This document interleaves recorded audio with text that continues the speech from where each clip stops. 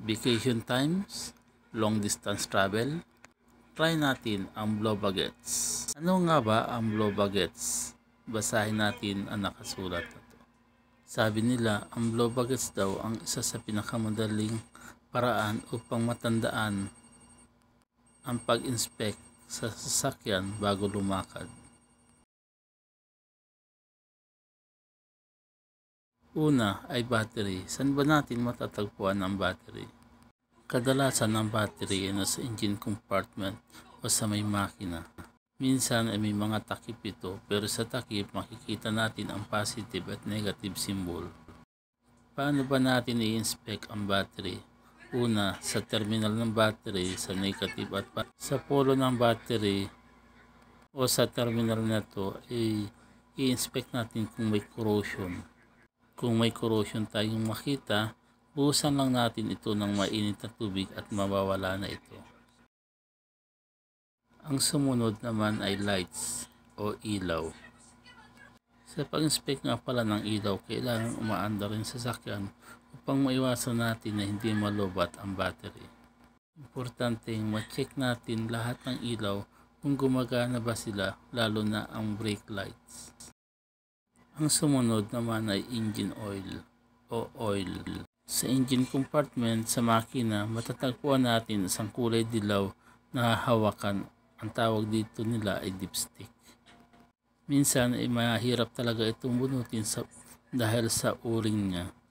Kapag ibinalik ang dipstick, ay siguraduhin lang ito ay nakalapat ng naaayon upang hindi tumagas ang langis.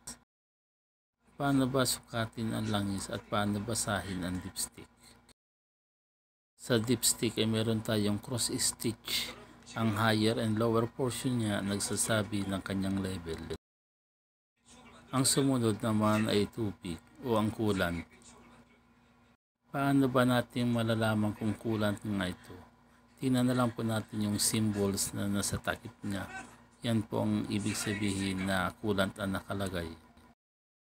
Tatanggalin lang natin ang cap o bubuksan natin kung kulang ang level ng coolant. Mag-iingat po tayo sa pagbukas ng coolant reservoir lalo na kung mainit. Ang sumunod naman ay brakes. Yung iba ay nakikita ang brake pad sa labas, pero mas mabuting silipin na lang ang fluid level. Kung ang fluid level nito ay sa minimum, ibig sabihin manipis na rin po ang mga preno. Ang sumunod naman natin ay air. Air o hangin ng mga gulong. Hindi lang yung 4 na gulong, pati spare tire ay kailangan tingnan ang hangin.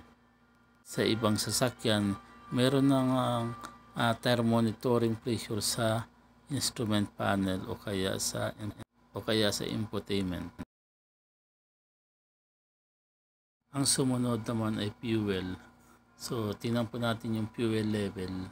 Yung iba naman mayroong mga kilometer to empty na makikita sa instrument panel o sa dashboard.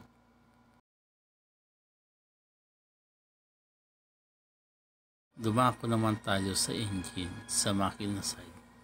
Kung matagal na po kung naka-stack ang ating sasakyan at hindi napapaandar, tapos marami pa tayong alagang mga dyan sa paligid, daga, pusa, ay mas maganda o mas mabuti pambuksan po muna natin yung hood at tingnan ang makina bago natin paandarin.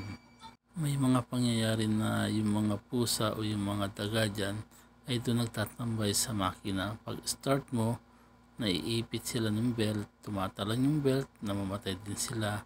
So malaking disgrasya din at naapektuhan yung ating makina doon. Binuksan natin, so maitataboy natin sila palayo at safe na yung ating pag-start ng makina. Yung belt, yan lang ating inspect sa makina. Pwede rin mag-inspect tayo kung may mga leak sa ilalim ng sasakyan natin, coolant, oil.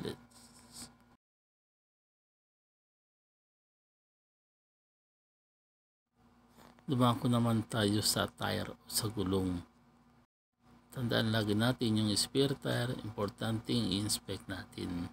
Yung mga sidewall ng gulong natin, importanteng i-inspect kung may mga tama na yan, may gayat, gilid, yan. Yung gilid kasi ng gulong natin walang ply yan o panay nylon lang yan, kaya mas madali siyang sumabog kumpara sa may spike na nandun yung ating mga radial o yung alambre ng gulong. Ang spare tire, importanteng may hangin din. At ang panghuli ay ang ating sarili, dapat nakakondisyon din bago buong biyahe.